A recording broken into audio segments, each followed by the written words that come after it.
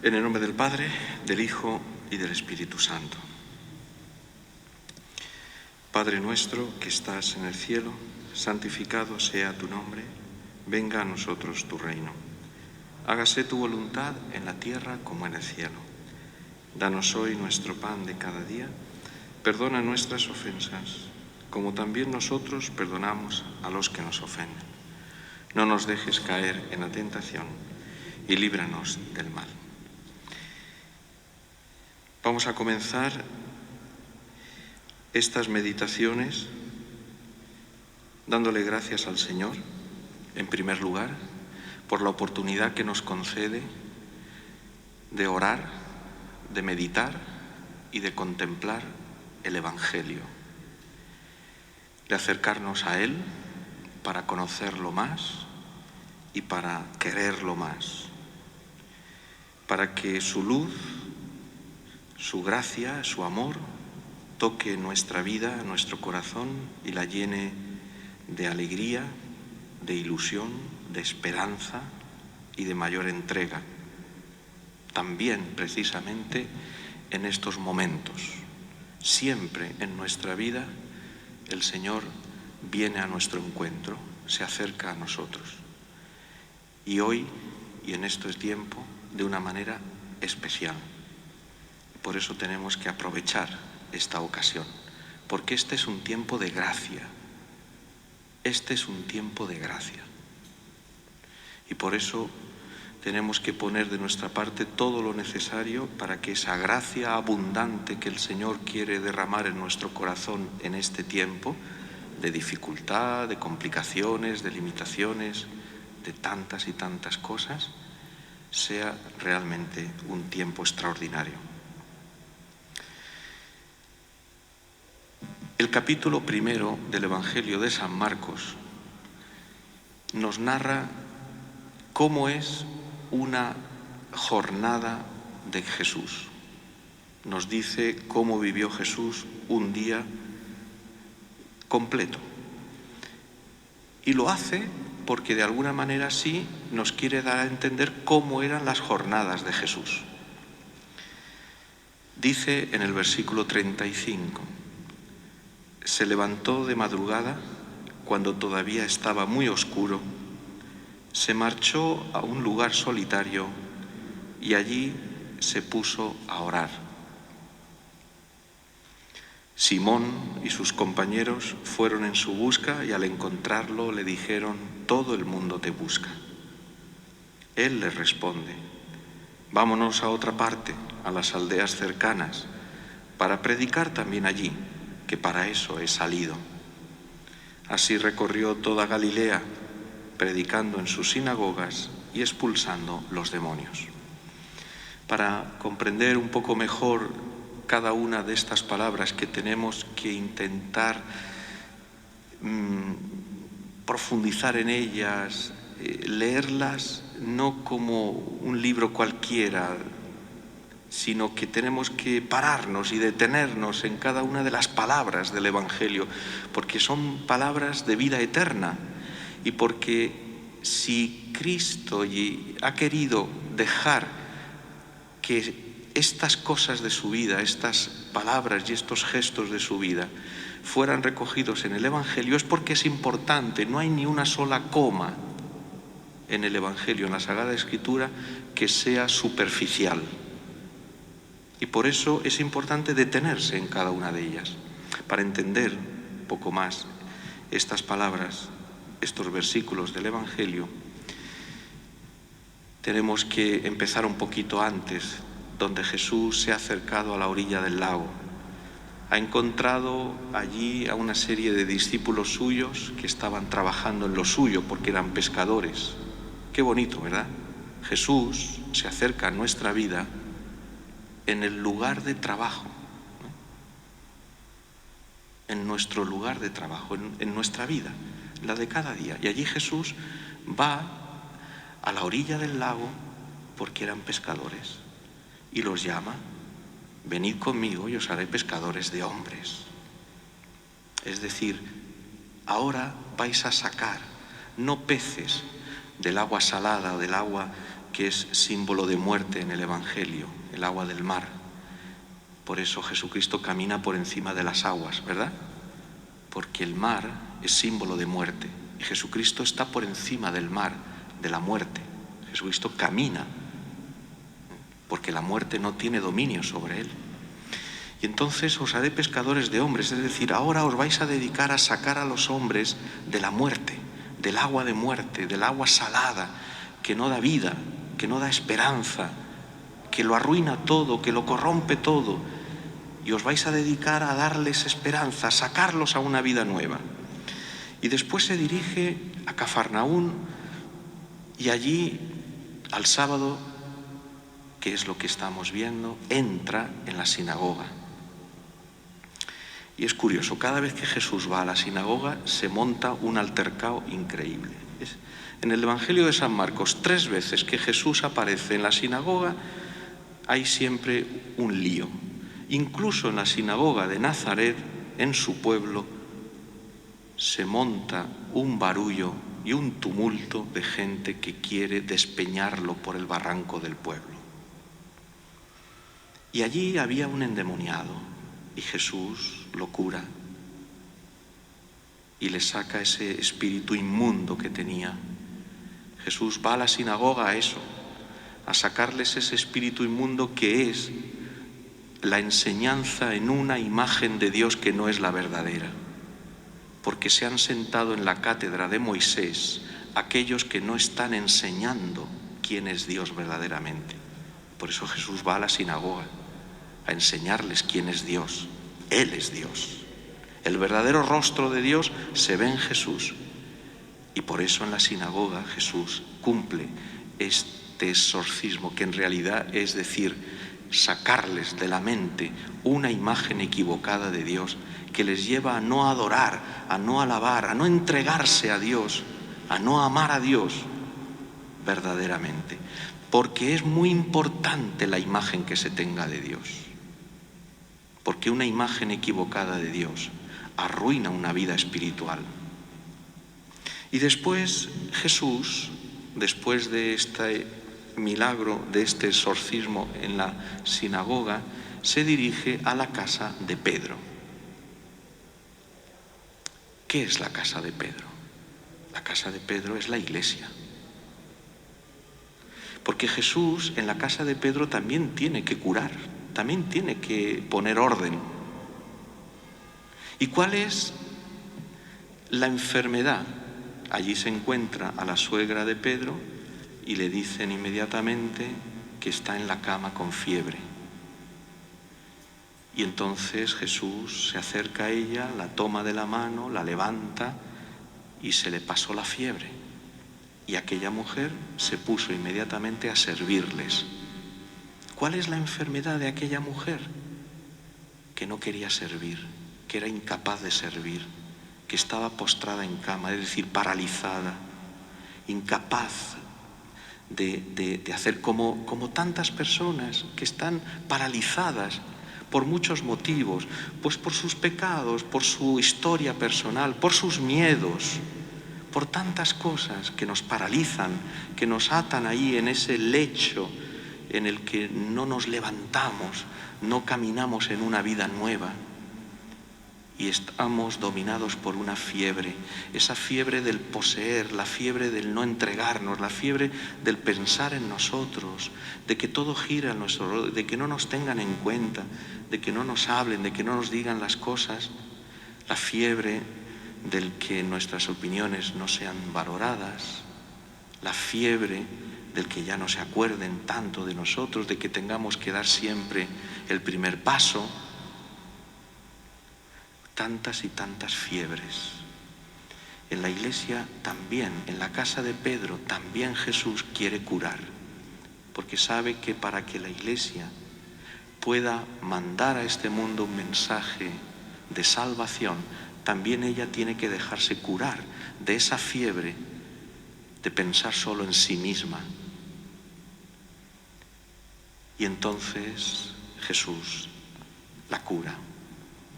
Y ahora se levantó de madrugada, cuando todavía estaba muy oscuro. y se marchó a un lugar solitario y allí se puso a orar.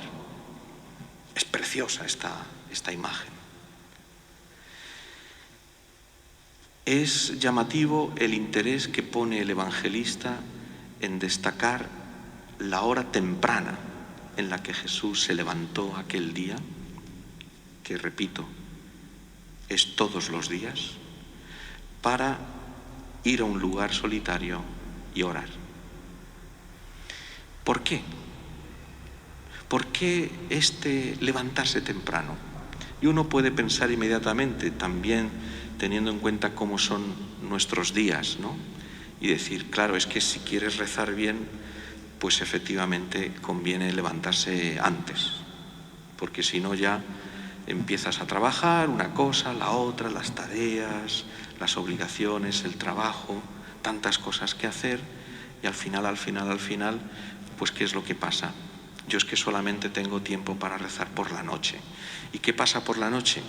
Que te acuestas y te duermes, que es lo lógico y es lo normal. Cuando uno lleva una vida normal, cuando llega la noche uno se duerme, a no ser que tenga un problema de insomnio, que también puede pasar. Si uno quiere hacer oración tranquilo, pues hay que hacerlo por la mañana temprano. Y uno dice, pues Jesús lo hizo así. Puede ser, pero creo que hay algo más. Tal vez hay algo más. Hay un salmo que dice, despierta, alma mía, despertaré a la aurora. Mi alma te busca a ti, Dios mío. Es el deseo, el corazón que no vive si no es buscando a Dios, queriendo estar con Él. Es el deseo del alma que madruga para lo primero Dios, lo primero del día, antes de que el sol nazca. Ya el espíritu está alerta, como un centinela que está esperando la llegada de la aurora y de la claridad del sol, y entonces ya las tinieblas y los peligros de la noche pasan porque se acerca el sol. Es el alma enamorada que no ve llegar la hora de encontrarse con el amor, con Dios. Es Cristo que tiene su corazón completamente enamorado del Padre, que vive para el Padre y que madruga, se levanta temprano antes de que salga la aurora, porque su alma lo necesita, porque tiene que encontrarse con el Padre.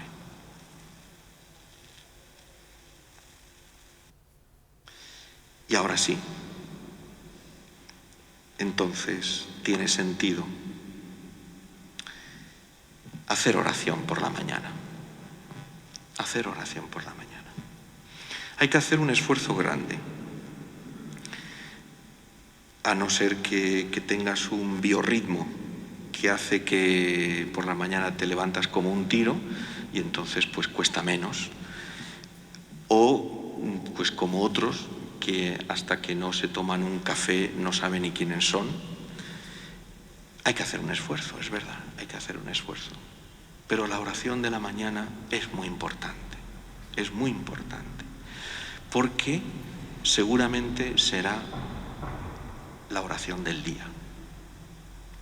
Porque la de la noche también, efectivamente, hay que hacer el examen de conciencia por la noche y hay que darle gracias al Señor por las cosas buenas y pedirle perdón por lo del día, pero la oración de la mañana, para entrar en ese diálogo de amor como Jesús hacía con el Padre, y entonces hablar con Dios y ver con Dios lo que va a ser esa jornada, lo que tengo que hacer, lo que tengo que trabajar, con quién me voy a encontrar, incluso los imprevistos.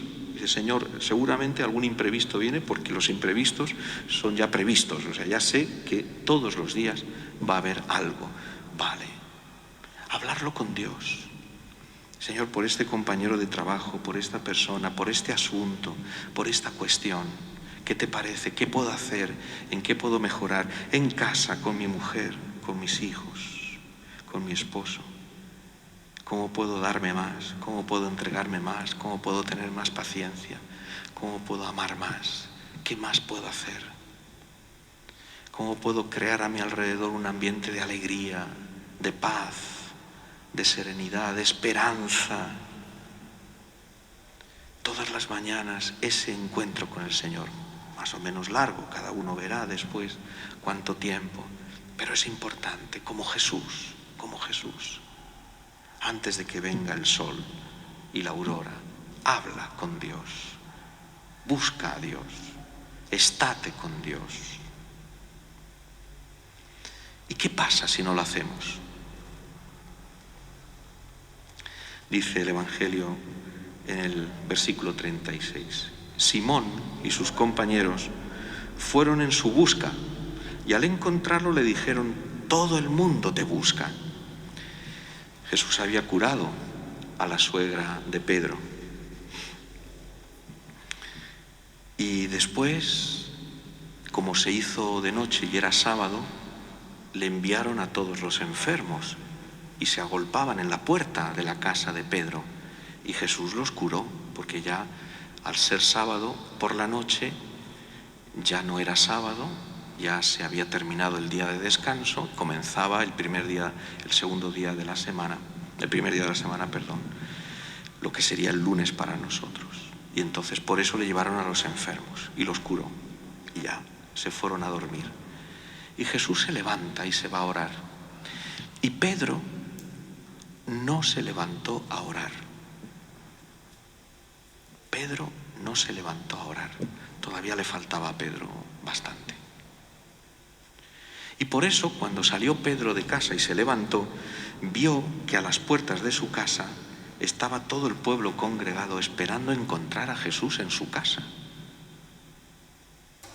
Esperando a ese hombre que tenía una palabra de vida, que sanaba a los enfermos, que daba esperanza, que cambiaba las cosas, que iniciaba un mundo nuevo. Y no está en casa de Pedro. Y entonces Pedro, que no ha rezado, que no ha ido con Jesús a orar, se molesta. Esta expresión, todo el mundo te busca, es un reproche a Jesús. Jesús, ¿qué hacías? No estabas aquí. Todo el mundo te busca, todo el mundo. Mira a los enfermos, ¿dónde estabas tú? ¿Qué haces aquí? ¿Qué haces aquí, Jesús? No estás donde tenías que estar, no haces lo que tendrías que hacer, porque da la impresión de que Pedro sí que sabe lo que hay que hacer. Pedro sí que tiene claro lo que hay que hacer. Está delante de su casa esa multitud de enfermos. Jesús no se sabe muy bien, pero cada vez que abre la boca y cada vez que hace algo cura a un montón de gente. Pues Pedro dice: pues ya está, esto es lo que hay que hacer, esto es lo que hay que hacer. Pedro, no has rezado, es decir, no has entrado en el corazón de Dios, no has entrado en el corazón de Cristo, estás todavía lejos. Tú te crees que sabes lo que hay que hacer. ¿Tú te crees que Jesús tiene que hacer las cosas como a ti te parece que las tiene que hacer? No lo has entendido todavía. Es el primer desencuentro que narra el Evangelio entre Jesús y Pedro. Llegará al extremo incluso de que Jesús le tenga que decir: apártate de mí, Satanás, tú piensas como los hombres y no como Dios. Piensas como los hombres. No es que los hombres piensen mal, no necesariamente, pero los hombres tienen un modo de hacer las cosas y tienen un modo de ver las cosas que muchas veces no son las de Dios. Queremos que Dios se adapte a nuestro modo de hacer las cosas, cuando se debía de ser al revés. Tendríamos que ser nosotros los que comprendiéramos a Dios. Y nos cuesta mucho, claro, nos cuesta. Porque además de que nos cuesta, porque nos cuesta, ponemos obstáculos y ponemos dificultades. ¿Qué haces aquí, Jesús? Todo el mundo te busca. Es decir, de alguna manera Pedro quiere controlar a Jesús, quiere tenerlo incluso a su servicio. Porque todavía Pedro cree que Jesús es un gran líder que está llamado a liderar el pueblo de Israel como un jefe. Y él, pues, lógicamente es el lugarteniente de ese jefe, ¿no? Y entonces, pues, espera tener un puesto de relieve también al lado de Jesús. Y claro, si viene todo el pueblo, se agolpan delante de su casa, de la casa de Pedro, que creen que Pedro es alguien importante, ya ha conseguido, y Jesús no está, ¡qué fracaso! ¡Qué fracaso! Pero Pedro, ¿qué estás buscando? ¿A quién buscas? ¿Qué buscas en la vida? Por eso Jesús le responde, vámonos a otra parte. Es decir, Pedro, tú no me controlas, tú no me sometes, tú no eres el que me tienes que decir lo que tengo que hacer, porque yo hago la voluntad del Padre, porque yo he venido a cumplir un proyecto de amor. Por eso cuando Jesús le dice claramente cuál es el proyecto de amor, y es que tiene que ir a Jerusalén y lo van a condenar a muerte, Pedro se opone. Lejos de ti tal cosa, Señor, no te puede suceder eso. Y es cuando Jesús le responde, apártate de mí. Vámonos a otra parte. A las aldeas cercanas, para predicar también allí, que para eso he salido. Es sorprendente esta expresión, para eso he salido, ¿no?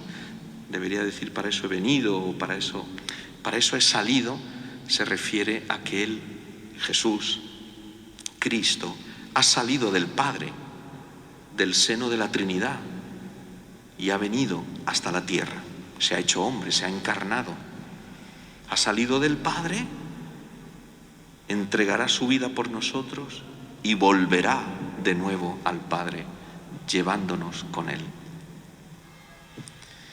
Así recorrió toda Galilea, predicando en sus sinagogas y expulsando los demonios.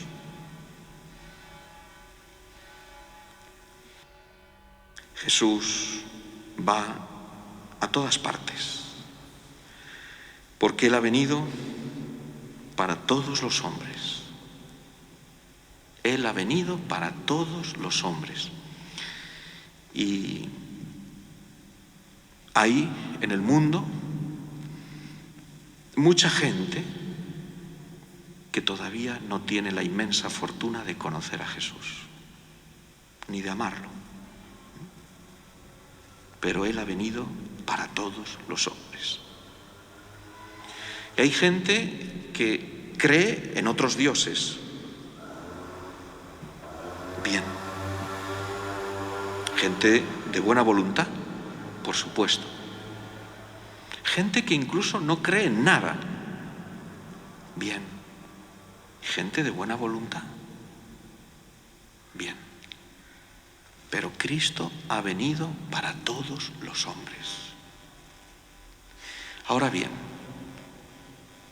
¿cómo va a llegar Cristo a todos los hombres si nosotros no lo llevamos? De alguna manera, con nuestra oración, lo primero, con nuestra oración. A nuestro alrededor hay muchas personas también cercanas a nosotros, más o menos personas que de un modo o de otro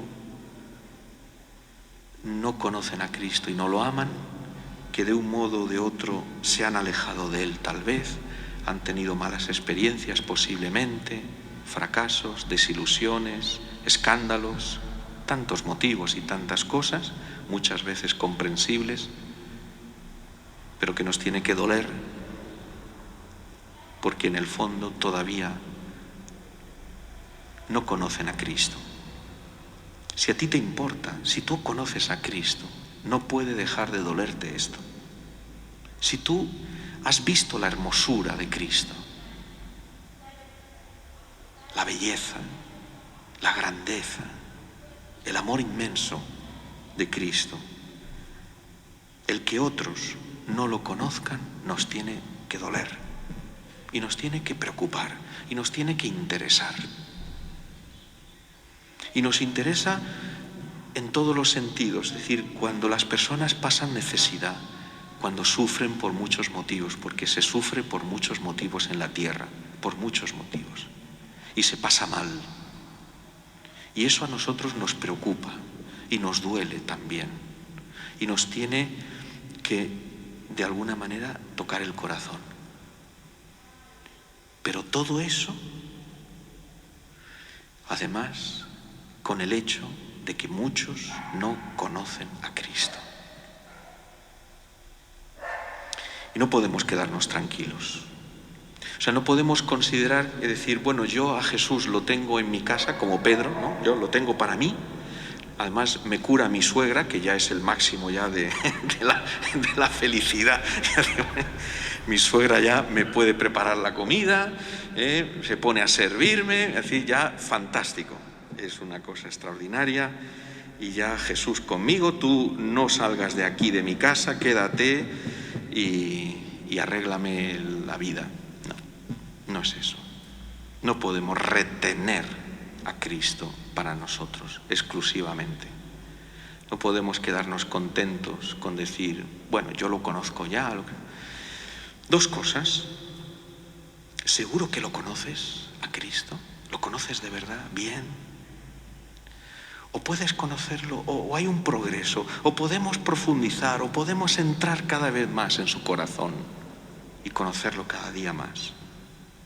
Y la segunda cosa, darlo a conocer. Con la oración, con el testimonio de vida, ¿cómo reaccionamos ante las situaciones que nos pasan? ¿Cómo reaccionamos? ¿Se transparenta en nuestras reacciones la fe? Vivimos estos días, la situación en la que estamos. ¿Se nota que estamos enamorados de Cristo? ¿En qué se nota? ¿De qué manera alguien que ha encontrado a Cristo tendría que vivir el desastre en el que estamos metidos? ¿Cómo tendría que ser? Alguien que ha encontrado a Cristo, ¿cómo tendría que vivir estos días? Esta situación. ¿Cómo afrontarla? Y cómo enseñarle y cómo testimoniarla a los hijos.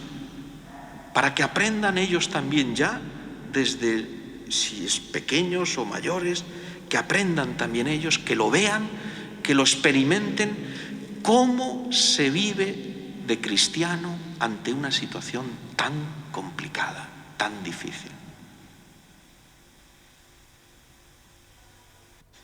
Qué grande es el Señor, qué grande es el Evangelio. Por eso vamos a meditarlo, vamos a contemplarlo palabra por palabra, intentar entrar así cada vez más en esa riqueza inmensa de la vida de Cristo, del misterio de Cristo, para que nuestra vida se ilumine, para que así podamos difundir a nuestro alrededor esa luz, esa alegría, esa paz y esa esperanza que se encienden cuando Cristo está presente en algún lugar. ¿Cómo se nota que Cristo ha entrado en la vida de una persona? Por la esperanza que tiene, por el amor que tiene, por cómo vive, por cómo sufre, por cómo trabaja, por cómo habla, por cómo perdona, por cómo se entrega. Cuando Cristo entra en una casa, lo cambia todo, lo llena de luz, lo llena de esperanza. Y esto es lo que le pedimos también hoy en nuestra vida. Y para eso, para que Cristo cada vez más entre en nuestra vida, en vuestro matrimonio, en vuestra familia, en vuestra casa, la oración. La oración.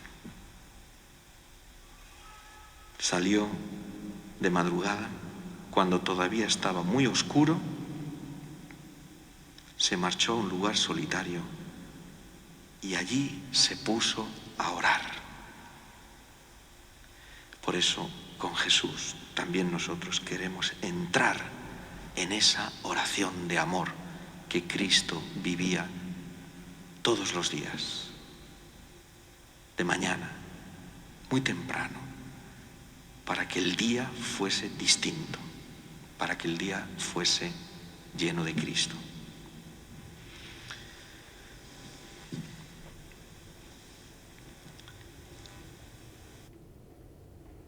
Te damos gracias, Señor, por los buenos propósitos, afectos e inspiraciones que nos has comunicado en este rato de oración. Te pido ayuda para ponerlos por obra. Madre mía Inmaculada, San José, mi Padre y Señor, Ángel de mi guarda, interceded por mí.